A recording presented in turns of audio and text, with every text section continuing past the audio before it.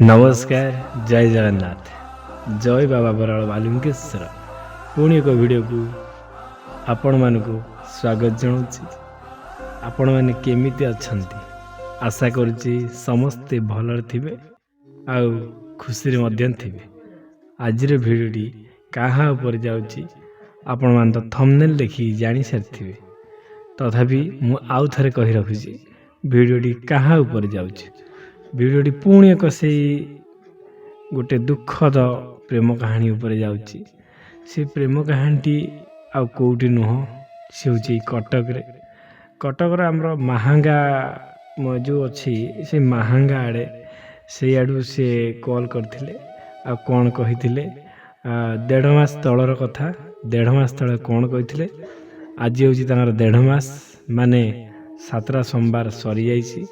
आज तो नुह ये जो सोमवार गला सी सरी जाइए मत टे समय होनी कहवाई से मुझे आज समय बाहर करची कहवा लगी।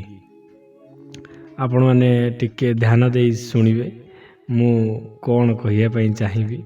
आपण मैंने भी सतर्क रहिबे ये जो कथा को नहीं सतर्क कौन ना देखंतु जा को भी आपण लव करचंदी कॉलेज टाइम रे आपण माने थरे देखंतु से पिला केते आपण पई लॉयल अछि। जदि आपण माने जानि परिबे से पिला आपण पई बहुत भलो किछि ने मात्रा रे परीक्षा नियंतु।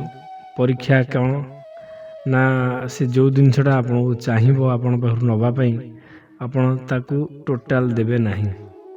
देखिबा से केमिति रहिबो कि न रहिबो। जदि रहिला जानिबो से तुम पूरा योग्य, जदि से न रहा जानिबो से योग्य नुह। खाली तुम शरीर को भल पाए, देह मन प्राण को भल पाएनि।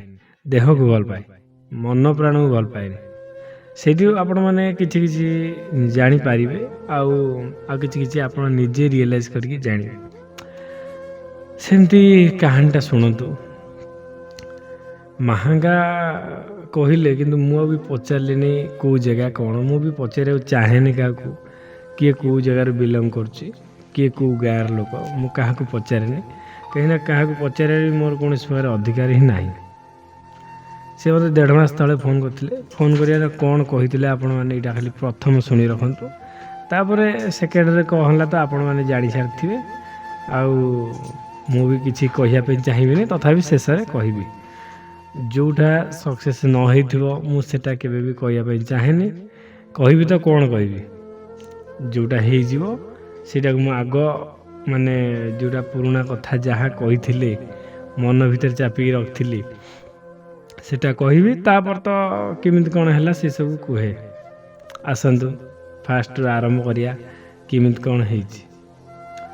बापा माँ दी जनकर गोटे मात्र झी से झीटी को बापा माँ बहुत अली अली बढ़ई जमी बढ़ई कौन सी जिनस हेड़ा करती ना।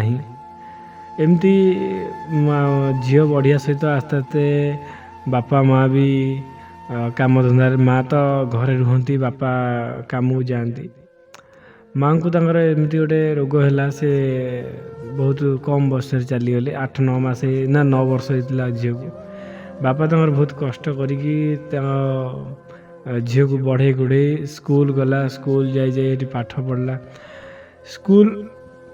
स्कूल बेले 10वीं श्रेणी भितर गोटे पुओ को भल पाई जी कि घर पाखे ए घर से घर 2 मिनट रास्ता चलिकी गले सांगे सांगे दौड़ी गले 2 मिनट ना चली गले 2 मिनट दौड़ी गले किसी समय नहीं माने प्राय 100 मीटर पाखापाखि तार प्रेम संपर्क है। जो आमर 8म श्रेणी है 8म श्रेणी है भितर सेमती प्रेम संपर्क चलला आउ किछि जो प्रेम संपर्क पुराना हो गला सेमती देखा चाह भी है बुलाबुली कले घर बाहाना कर सब बुलाबुली इे जा सियाड़े जा बुलाबुली भी कले आउ संपर्क तो आपण मैंने जानी सारी केमती कौन खराब संपर्क हो कहीं घर पाखे घर सब एमती बीतीगला 8म 9म 10म रे 2 जन भल मार्क आनिक पास कले ସେଥିରୁ ଝିଅଟି ଯେହେତୁ ଘରେ କେହି ନାହାନ୍ତି ରୋଷେଇବାସ କରିବ ବୋଲି ତା ବାପା ଆଉ ତାକୁ ପାଠ ପଢ଼ିଲେନି। କିନ୍ତୁ ତାଙ୍କ ଭିତରେ ସେତେବେଳେ ନିବିଡ଼ ସମ୍ପର୍କ ହେଇ ଆସିଥିଲା, ଯେଉଁ ସମ୍ପର୍କ କିଏ କାହାକୁ ଛାଡ଼ିଥିଲେ ଜଣେ ଯିଏ ଯାହାକୁ ଛାଡ଼ିଥାନ୍ତା ଆଉ ଜଣକୁ ସୁଇସାଇଡ଼୍ କରିଥାନ୍ତା, ମାନେ ଏମିତିଆ ସମ୍ପର୍କ ତାଙ୍କର ହେଇଯାଇଥିଲା। ତଥାପି ତାଙ୍କ ସମ୍ପର୍କରେ କାହାର ନଜର ଲାଗିଗଲା, ଏମିତି ଏକ ନଜର ଲାଗିଲା ଯେମିତି ଝିଅ ଏତେ ବଡ଼ କାଣ୍ଡ କରିଲା। ଆସନ୍ତୁ ସେଇ କଥାଟି ଆପଣମାନେ ଶୁଣନ୍ତୁ। ଭାରି ଦୁଃଖ ଲାଗିଥିଲା ସେ କଥାଟି ଯେତେବେଳେ ମୁଁ ଶୁଣିଥିଲି ତା ବାପା ମୁହଁରୁ। ଆଉ ଝିଅ ତ ନିଜେ ମୋତେ କଲ୍ କରିନଥିଲା, ତା ବାପା ହିଁ ମୋତେ କଲ୍ କରିଥିଲା, କହିଥିଲା ଏଇ ଯେଉଁ କଥା ମୁଁ ଉଠେଇଥିଲି। ଯେତେବେଳେ ପାସ୍ ହେଇଗଲା ପରେ ଝିଅ ରହିଲା ଘରେ, ପୁଅ ଗଲା କଲେଜ। ଯେତେବେଳେ ଗଲା ସିଏ ବି ସେଠି ପହଞ୍ଚିଲା ପରେ, କଲେଜ ତ ଆପଣମାନେ ଜାଣିଥିବେ ବିଭିନ୍ନ ପ୍ରକାର ଝିଅ ସହ ମିଳାମିଶା ହେବ। କିଏ କାହାକୁ କେତେବେଳେ କେଉଁ ଜାଗାରେ କିଏ କାହାକୁ ପସନ୍ଦ କରି ବସିବ, ସିଏ ତ ତା ଉପରେ କଥା। ସମୟ ହାତରେ ଡୋରି। ଯଦି ଆମେ ଭଲ ଥିବା ତାହେଲେ ଭଲ, ଯଦି ଆମେ ସେମିତି ଖରାପ ମାଇଣ୍ଡ ନେଇ ଯାଇଥିବା ତାହେଲେ ଆମେ କଲେଜ ନାହିଁ ଯୁଆଡ଼େ ଗଲେ ବି ଆମେ ସେମିତି ଖରାପ ରାସ୍ତାରେ ଚାଲିଯିବା। ଆସ୍ତେ ଆସ୍ତେ କଲେଜ ଗଲା। ସେଠି ଆଉ ଗୋଟେ ପାଖ ଗାଁର କଲେଜ ପାଖ ଗାଁର ଗୋଟେ ଝିଅଟେ ସହିତ ତାର ପ୍ରେମ ସମ୍ପର୍କ ପୁଣି ଆସ୍ତେ ଆସ୍ତେ ଗଢ଼ି ଉଠିଲା। ଆକୁ ଆସ୍ତେ ଆସ୍ତେ ଇଗ୍ନୋର କଲା। ଯେହେତୁ ଗାଁରେ 300-400 ଥର ଅସଂଖ୍ୟ ଏତେ ସବୁ ରାତିରେ ଦେଖା କରିଛନ୍ତି, ମିଳାମିଶା ହେଇଛି, ଝିଅଟି ଜମା ସହିପାରିନଥାଏ। ସେ ଯେତେବେଳେ ତା କତରୁ ଡିଷ୍ଟାନ୍ସ ହେଇଥାଏ, ତାହେଲେ ପୁଅଟା ସିଆଡ଼େ ଯାଏ, ଆକୁ ମିଛ କଥା କୁହେ କି ନା କେହି ନାହାନ୍ତି। ୟାର ଯେତେବେଳେ କଲ୍ ବାର ୱେଟିଂ ଆଇଲା, ଝିଅଟା ସବୁବେଳେ କଲ୍ କରିବ, ୱେଟିଂ ଆସିବ, ସେ ଜମା ଉଠେଇବନି। ଦିନକୁ ଦିନ ଏମିତି ସମ୍ପର୍କ ଆହୁରି ଉପରକୁ ମାନେ ତାର ସିଆଡ଼େ ଷ୍ଟ୍ରଙ୍ଗ ହେଲା, ୟା ଆଡ଼ୁ କଟିଲା। ଇଏ ଆଉ ସହିପାରିଲାନି। ତା ବାପାକୁ କହିଲା, ବାପା ମୋତେ 50 ଟଙ୍କା ଦିଅ, ମୁଁ ଅଟୋ ମାନେ ଏଇ ଯେଉଁ ଅଟୋ ଯାଉଛି, ମାନେ ସେଇଠି ଯିବା ଆସିବା କରିବ, ଅଟୋ 20-40 ଟଙ୍କା ନେବ, 50 ଟଙ୍କା ଦିଅ, ମୁଁ ବରଂ ନ ଖାଇବି ନାହିଁ, କିନ୍ତୁ ମୁଁ ଯାଇକି କଲେଜରେ ପହଞ୍ଚିବି। ଆଉ କ'ଣ ଅସୁବିଧା ହେଉଛି କ'ଣ ନାହିଁ। ଆଉ ତା ବାପା ଜାଣିଥିଲା, ହାଲକା ଜାଣିଥିଲା। ଯେତେବେଳେ ତା ଝିଅ ସବୁବେଳେ କାନ୍ଦେ, ତା ବାପାଟା ବେଶୀ ଦୁଃଖ କରେ। ମୋ ସ୍ତ୍ରୀ ନାହିଁ, ମୋ ଝିଅଟାକୁ ଏତେ ବଢ଼େଇ କୁଢ଼େଇ ତଥାପି ତା ମନରେ ଦୁଃଖ। ତାକୁ 50 ଟଙ୍କା ନେଇଥିଲେ, 100 ଟଙ୍କାଟେ ଦେଲା, ଯା। ସେ ଗଲା ଯେତେବେଳେ ସେଠି ପଚାରିଲା, ସେ ତା ନାଁ ଧରି ପଚାରିଲା କୁଆଡ଼େ ଗଲା ବୋଲି। ସେଠି କହିଲେ ସେ ଝିଅଟାକୁ ଧରିକି ବୁଲୁଛି। କେଉଁଠି ନା କଲେଜ ପାଖରେ ଗୋଟେ ପାର୍କ ଅଛି, ସେଇଠି ବସିଛି। ସେ ଯାଇ ଦେଖିଲା ଯେତେବେଳେ 2 ଜଣ ସାଙ୍ଗ ହେଇକି ବସୁଛନ୍ତି, ଆଉ ତା ଛାତି ଫାଟିଗଲା ପୁରା। ଯାଇ ତା ଗୋଡ଼ ହାତ ତଳେ ପଡ଼ିଗଲା। ଝିଅର ଗୋଡ଼ ତଳେ ଆଗେ ପଡ଼ିଲା, ତାପରେ ପୁଅର ଗୋଡ଼ ତଳେ ପଡ଼ିଲା। ପୁଅଟା ତାକୁ ଏମିତି ମାନେ ଏ ଝିଅଟା ସେ ଝିଅଟା ଟିକେ ସୁନ୍ଦର ଥିଲା, ସେଥିଲାଗି ପୁଅଟା ତାକୁ ମାନେ ତା ଗୋଡ଼ ତଳେ ପଡ଼ିଥିଲା, ତାକୁ ଗୋଇଠାଟେ ମାରିଦେଲା। ଯେତେବେଳେ ତଥାପି ସିଏ ବହୁତ କଷ୍ଟ କରି ଯେହେତୁ ଯାଇଛି ତାକୁ ଦେଖିବା ପାଇଁ, ସେ ଝିଅ ଗୋଡ଼ ତଳେ ପଡ଼ିଲା। ଝିଅଟା ଏତିକି ଭାବିବା କଥା, ଦୀର୍ଘ 3 ବର୍ଷ କାଳ ସେ ତା ସହିତ ରହିଛି, ଆଉ ସମ୍ପର୍କ ବିତେଇଛି, ଘଟେଇଛି, ମୁଁ କାହିଁକି ତା ଭିତରେ ପଶିବି, ସେ ଏତିକି ଭାବିବା କଥା। କିନ୍ତୁ ସେ ସେସବୁ ନ ଭାବି ତଥାପି ସେ ତାକୁ ବି ଗୋଟେ ଗୋଇଠା ମାରିଦେଲା। ଲୋକ ସବୁ ଯାକ ସେଠି କଲେଜ ପିଲା ଗଦା ହେଲା ପରେ ସବୁ ସ୍ତବ୍ଧ ହେଇ ଠିଆ ହେଲେ। ଆଉ ଝିଅଟା ବହୁତ କାକୁତି ମିନତି ହେଇକି ତାକୁ ହାତ ଯୋଡ଼ୁଥାଏ କି ତମେ ଏସବୁ ଭୁଲ କରନି, ମୋର କେହି ନାହାନ୍ତି, ମୋ ରୋଗିଣା ବାପାଟି କେଉଁଠୁ କ'ଣ ରୋଜଗାର କରିକି ଆଣିଲେ ଆମେ ଚଳୁଛୁ, ମୁଁ ତମ ଭରସାରେ ଏତିକି ବାଟ ଆସିଥିଲି, ମୋତେ ଏମିତି କରନି। ଏସବୁରା ଶୁଣିକି କିଛି ତାକୁ ଫରକ ପଡ଼ିଲାନି। ତଥାପି ଲୋକଙ୍କ ଆଗରେ ସେ ଥଟ୍ଟା କଲା, ଇଏ ଦେଖାଉଛି, ସିଏ ଦେଖାଉଛି କି ଇଆଡ଼ୁ ସିଆଡ଼ୁ ସବୁ କହିଲା, ସୋଦାସୋଦି କଲା ସେ ଛୁଆଙ୍କ ଆଗରେ। ଏସବୁ ଜିନିଷ ସହି ନପାରି ଆଉ ଅଟୋ କରିକି ଆସିଲାନି। ସେଇଠୁ ଚାଲି ଆସିଲା। ବାହାରିଲା 2ଟା-4ଟା ବେଳେ ବାହାରିଲା ସେଠୁ। ସେ କଲେଜ ସମସ୍ତେ ପ୍ରାୟ ଛୁଟି ହେଇଗଲାଣି କଲେଜ, ସେ ସମୟରେ ସେ ଥିଲେ ସେଠି। ହେ ବୁଲାବୁଲି କରୁଥିଲେ, ବାହାରି ନଥିଲେ। 4ଟା ବେଳୁ ଚାଲି ଆସିଲା, 6ଟା ବେଳେ ଆସିକି ଘରେ ପହଞ୍ଚିଲା। ତା ବାପା ଯେ ତାକୁ ଅନେଇକି ବସିଛି, କାହିଁକି ଏଯାଏଁ ଆସିନି, କାହିଁକି ଆସିନି। ଆସିକି ଯେତେବେଳେ ପହଞ୍ଚିଲା, ତା ବାପାକୁ କହିଲା କି ଏମିତି କଥା, ଆଉ ଦୀର୍ଘ 3 ବର୍ଷ କାଳ ମୁଁ ତୁମକୁ ଲୁଚେଇଥିଲି। ସିଏ ମୋରି ଘରକୁ ଆସି ମୋ ଇଜ୍ଜତ ସହିତ ଖେଳି ଖେଳି ଆଜି ପୁରୁଣା ହେଇଗଲା ବୋଲି, ଇଚ୍ଛା ଛାଡ଼ିଗଲା ବୋଲି ସେ ସିଆଡ଼େ ଯାଇକି ପୁଣି ସେ କାମ କରୁଛି ଅନ୍ୟ ଝିଅଙ୍କ ସହିତ। ତା ବାପା ପୁରା ରାଗିଗଲା, କହିଲା ମୁଁ ମାରିବି ନହେଲେ ମରିବି। ସେ ତା ଗୋଡ଼ ହାତ ତଳେ ପଡ଼ିକି, ଝିଅଟା ତା ବାପା ଗୋଡ଼ ହାତ ତଳେ ପଡ଼ିକି ତା ବାପାକୁ ମନା କଲା, ଏମିତି କିଛି ଆମର କରିବାର ଦରକାର ନାହିଁ, ଠାକୁରଙ୍କୁ ଡାକ ବାପା, ସେ ଯେମିତି ଆମ ପାଖକୁ ଫେରି ଆସୁ। ଏମିତି ପୁଣି ବିତିଗଲା। ଝିଅ ସହିତ ଆଉ କଥା ହେଲାନି ଟୋଟାଲି। ସେ ଭାରି ଡହଳ ବିକଳ ହେଲା। ଜ୍ୟୋତିଷ ପାଖକୁ ମାନେ ଆଷ୍ଟ୍ରୋଲୋଜର ପାଖକୁ ଫୋନ୍ କଲା, ୟୁଟ୍ୟୁବରୁ ଚେକ୍ କଲା, ପେପରରୁ ଦେଖିଲା, ବହୁତ ଟଙ୍କା ସାରିଲେ ବାପ ଝିଅ ମିଶିକି ତାଙ୍କ ଜ୍ୱାଇଁକି ଫେରାଇବା ପାଇଁ, କିନ୍ତୁ କୌଣସି ପ୍ରକାର ସକ୍ସେସ୍ ହେଲା ନାହିଁ। ବରାଳ ବାଲୁଙ୍ଗେଶ୍ୱରଙ୍କ ପାଖରେ ମାନସିକ କଲେ, ମାନସିକ କରିବା 3 ମାସ ବିତିଗଲା, କୌଣସି ପ୍ରକାର ସକ୍ସେସ୍ ହେଲା ନାହିଁ। ଶେଷରେ ଝିଅଟା କ'ଣ କଲା ନା, ଭାବି ଚିନ୍ତି ହେଇକି କୁଆଡ଼େ ପଳେଇଲା। ଯେତେବେଳେ ବାପ ତାର ରାତି ସାରା ଖୋଜି ଯାଇ ପହଞ୍ଚିଲା ବେଳକୁ ସେ ଷ୍ଟେସନରେ ବସିଛି। ଫେର ସେଠି ତା ବାପା ତାକୁ ମନେଇକି ନେଇକି ଆଇଲା କାନ୍ଦି କୁନ୍ଦାକି, ଆଉ କହିଲା, ମାଆରେ ତୋ ଛଡ଼ା ମୋର ଆଉ କିଏ ଅଛି, ତୁ ଏମିତି ଛାଡ଼ିକି ଚାଲି ଯାଉଛୁ ମୋତେ, ଆଉ ଯଦି ଚାଲି ଯାଉଛୁ ମୋତେ ବିଷ ଦେଇ ପଳା। ଏମିତି ତଥାପି ବହୁତ ମାନେ ଭାବିଲା, ତା ବାପାକୁ ଧରି ବହୁତ କାନ୍ଦିଲା ପରେ ପୁଣି ରିଟର୍ଣ୍ଣ କରିକି ଘରେ ଆସିଲା। ଅକ୍ଷୟ ଆପିଆ ବାପ ଝିଅ 3 ଦିନ କାଳ ସେମିତି ରହିଲେ। ଆଉ ତାଙ୍କୁ ଭଲ ଲାଗିଲାନି। ଝିଅର ଯେହେତୁ ଏତେ ଦୁଃଖ, ଆଉ ବାପର ବେଶୀ ଫେଭରେଟ୍ ହେଲା ଝିଅ। ବାପ ବହୁତ ଭଲ ପାଏ ଝିଅକୁ। ସବୁ ବାପା, ଦୁନିଆର ସବୁ ବାପା ତାଙ୍କ ଝିଅମାନଙ୍କୁ ତାଙ୍କ ହୃଦୟରେ ରଖିଥାନ୍ତି, ଆଉ ହୃଦୟଠୁ ବହୁତ ଭଲ ପାଆନ୍ତି। ଏମିତି ଭଲ ପାଆନ୍ତି ଯେ ଝିଅମାନେ ଯେତେବେଳେ ପରଘରୀ ହେଇଯାଆନ୍ତି ନା, ସେ ବାପଟା ସହିପାରେନି। ଆଉ ଏମିତି ବି କିଛି ଏ ଜୀବନରେ ଆସିବ, ସେଟା ଭଗବାନ ଲେଖିଛନ୍ତି।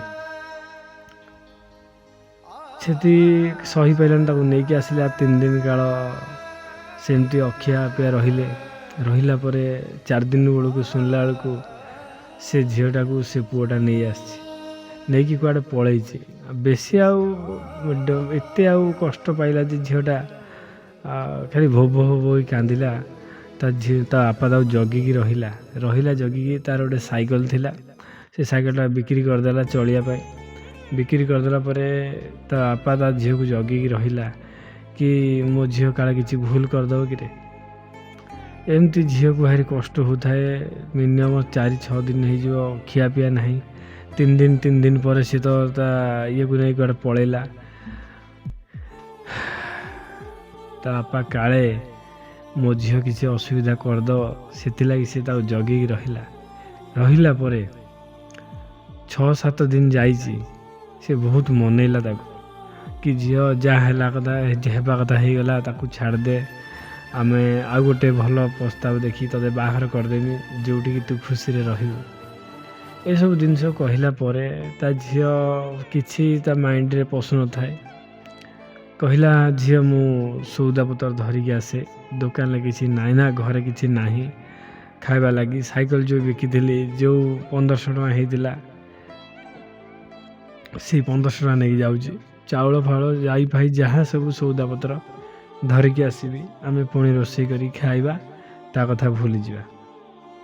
ଏତିକି କହିକି ଯାଇଛି ଦୋକାନକୁ। ଆସିଲା ବେଳକୁ ଦେଖେ ଝିଅ ପୁରା ବିଷ ଖାଇଦେଇଛି। ବିଷ ଖାଇକି ମାନେ ଖାଲି ଢୁକୁଢୁକୁ ହେଉଛି। ତାକୁ ସାଙ୍ଗେ ସାଙ୍ଗେ ଆମ୍ବୁଲାନ୍ସ ଡାକିଲା ପରେ ଆମ୍ବୁଲାନ୍ସ ବାଲା କହିଲେ କି ତାକୁ ପଟାସ ପାଣି ପିଆଅ, ଆଉ ସାବୁନ ପାଣି ପିଆଅ। ସେସବୁ ପିଇ ପୁଆଇକି କିଛି ମାତ୍ରାରେ ତାକୁ ରଖିଥିଲେ। ନର୍ମାଲରେ ତ ନଥିଲା, ପୁରା କ୍ରିଟିକାଲ ଷ୍ଟେଜରେ ଥିଲା। ତା ସାଙ୍ଗେ ନେଇଗଲେ ତାଙ୍କ ପାଖ ମେଡ଼ିକାଲ ବାଲା ସାଙ୍ଗେ ରେଫର୍ କରିଦେଲେ Cuttack medical, SCB medical refer କରିଦେଲା ପରେ ଏସ୍ସିବି ମେଡ଼ିକାଲରେ ମିନିମମ୍ 15 ଦିନ କାଳ ପଡ଼ିକି ରହିଲେ। ବାପ ଝିଅ କତିରେ ଜଗିକି ରହି ତା ଗୋଡ଼ ପାଖରେ। ଦେଖନ୍ତୁ, ବାପର ମାନେ ଏମିତି ଗୋଟେ କଥା, ବାପ ଗୋଟେ ଏମିତି ମଣିଷ, ତା ଝିଅର କିଛି ହେଇଗଲେ ନା ସେ ଜମା ସହିପାରିବନି। ଆଉ ଏମିତି ବି ଜିନିଷ ଅଛି କି ଝିଅ ପାଖରୁ ବାପ ଦୂରେଇ ଗଲେ ବି ତାକୁ ଭାରି କଷ୍ଟ ହୁଏ। ସେଥିଲାଗି ସେ ଭାରି ତା ଝିଅ କଥା ଯାହା ତା ବାପା ତାକୁ ସେଇଆ କହିବ। ସେଥିଲାଗି ଜଗି 15 ଦିନ ପରେ ଆସିକି ପହଞ୍ଚିଲେ, ବହୁତ ମାନେ ଟିକେ ନର୍ମାଲ ଷ୍ଟେଜକୁ ଆସିକି ପହଞ୍ଚିଲା ପରେ ଘରେ ଆସିକି ପହଞ୍ଚିଲା ପରେ ଝିଅ ଟିକେ ନର୍ମାଲ ଥାଏ, ଏତେ ମାତ୍ରାରେ ପ୍ରମ୍ପ୍ଟ ନଥାଏ ଯେମିତି ଆଗେ ଥିଲା। ବିଷ ଖାଇଲା ପରେ ଦେହ ଅସୁସ୍ଥ ହେଇଗଲା, ଆଉ ଦେହରେ ଚୁଟି ଫୁଟି ସବୁ ଝଡ଼ିଲା, ପୁରା ଦେଖା ହେଲା ରୋଗିଣା ଭଳିଆ। 15 ଦିନ କାଳ ପଡ଼ିକି ରହିଛି ନା। ସେ ୟୁଟ୍ୟୁବ୍ ଚଲଉ ଦିନେ ମୋର ଭିଡ଼ିଓ ତା କତିରେ ଠାକୁରଙ୍କୁ ଡାକିଥିଲା, କେହି ସାହା ହେଲେ ନାହିଁ ମୋତେ। ଶେଷରେ ଆମେ ବାପ ଝିଅ ଦିଟା ବେସାହାରା ହେଇଗଲୁ। ଏତିକି କହିଥିଲେ। ଯେଉଁ ମେଡ଼ିକାଲ ଫେରିଲା ବେଳକୁ ସ୍କ୍ରୋଲ୍ କରୁ ମୋର ଫଟୋ ନା ଭିଡ଼ିଓ ବାହାରିଲା। ମୋ ଭିଡ଼ିଓ ଦେଖୁ ସେ ଝିଅ କହିଲା, ବାପା ଏ ଭାଇଟି ଏମିତି କିଛି କହୁଛି, କିଛି ହେଇପାରେ ତାଙ୍କ ଦ୍ୱାରା, ଆମେ ତାଙ୍କୁ କଲ୍ କରି ଦେଖିବା। ସାଙ୍ଗେ ସାଙ୍ଗେ ମୋତେ କଲ୍ କରିଥିଲେ। କଲ୍ କଲା ପରେ ଏଇସବୁ ଘଟଣା ଯାହା ମୁଁ କହିଲି ସେସବୁ ଘଟଣା ମୋତେ କହିଲେ। ମୋତେ ବି ଭାରି ଦୁଃଖ ଲାଗିଥିଲା, କାହିଁକିନା ଏମିତି ବି ସିଚୁଏସନ୍ ନ ଆସୁ କାହାର, କି ଏମିତି କିଏ ଛାଡ଼ି ଛଡ଼ାଇ କୁଆଡ଼େ ଯାଆନ୍ତୁ। ଯୁଗ ଥିଲା ଝିଅମାନେ ପୁଅମାନଙ୍କୁ ଧୋକା ଦେଉଥିଲେ, ଯୁଗ ଏମିତି ପରିବର୍ତ୍ତନ ହେଇଗଲା, ଝିଅମାନଙ୍କୁ ପୁଅମାନେ ବହୁତ ମାତ୍ରାରେ ଧୋକା ଦେଉଛନ୍ତି। ଆଉ ଆଜି ହିଁ ଏ ଦୁନିଆରେ ସେମିତି ଚାଲିଛି। ତାପରେ ମୋତେ ସେ ଯେଉଁ କହିଲା ପରେ ମୁଁ ତାଙ୍କୁ ଯେଉଁ ଦୀପ ଲଗାଇବା କଥା କହିଥିଲି, ଦୀପ ଲଗେଇଲେ, ବାପ ଝିଅ ଦୁହେଁ ମିଶିକି ଲଗେଇଲେ। ଆଉ ତାଙ୍କ ପାଇଁ 7ଟା ସୋମବାର କରିଥିଲି। ଯାହା ସବୁ ତା ନମ୍ବର ବ୍ଲକ୍ କରିବା ପାଇଁ କହିଥିଲି। ଝିଅ କହିଲା ସିଏ ତ ଅନ୍ୟ ଆଡ଼େ ବାହା ହେଇସାରିଛି, ଆଉ ବ୍ଲକ୍ କଲେ କ'ଣ ମିଳିବ। ମୁଁ କହିଲି ସେ ଯୁଆଡ଼େ ବାହା ହେଇଥାଉ ତୁମେ ବ୍ଲକ୍ ହିଁ କର। ଏଇଟା ଗୋଟେ ଆପଣମାନେ ଅବିଶ୍ୱାସ କରିବେ, ଏଇଟା ଗୋଟେ ନିରାଟ ସତ୍ୟ କଥା। ଆପଣମାନେ ଦେଖିବେ ଏଇ ଲାଷ୍ଟ ଆଉ 2-4 ମିନିଟ୍ ଭିତରେ ମୁଁ ସାରିଦେବି ଭିଡ଼ିଓ, କାହିଁକିନା ରାତି ଅନେକ ହେଲାଣି। ରାତି 2ଟାରେ ମୋତେ ଫେରେ ଉଠିବା ପାଇଁ ପଡ଼ିବ। ରାତି 2ଟାରେ ଉଠିଲେ ହିଁ ମୁଁ କାମ ମନ୍ଦିରରେ ଆପଣଙ୍କ ପାଇଁ ପୂଜା କରିବି। ସେଥିଲାଗି ଯଥା ଜଲ୍ଦି ମୋତେ ଶୋଇବା ପାଇଁ ପଡ଼ିବ, ଆଉ ଉଠିବା ପାଇଁ ମଧ୍ୟ ପଡ଼ିବ। ରାତି 2ଟାରେ ଉଠିଲେ ମୋତେ ଟିକେ ବେଲପତ୍ର ଆଣିବା ପାଇଁ ସଂଗ୍ରହ କରିବା ପାଇଁ ସମୟ ଲାଗୁଛି, ନହେଲେ ଫୁଲ କଥା କିଛି ଟେନସନ୍ ଲାଗୁନି। ତାଙ୍କୁ ପ୍ରଥମ ଉପାୟ ବେଲପତ୍ର, ଯେଉଁ ହଳଦୀ ଚନ୍ଦନ ଲଗାଯାଇକି ମସ୍ତକରେ ଚଢ଼ା ହେଉଛି ଶିବଙ୍କର, ସେ ପ୍ରଥମ ଉପାୟ କହିଥିଲି। ସେକେଣ୍ଡରେ ଦୀପ ଜାଳିବା ଉପାୟ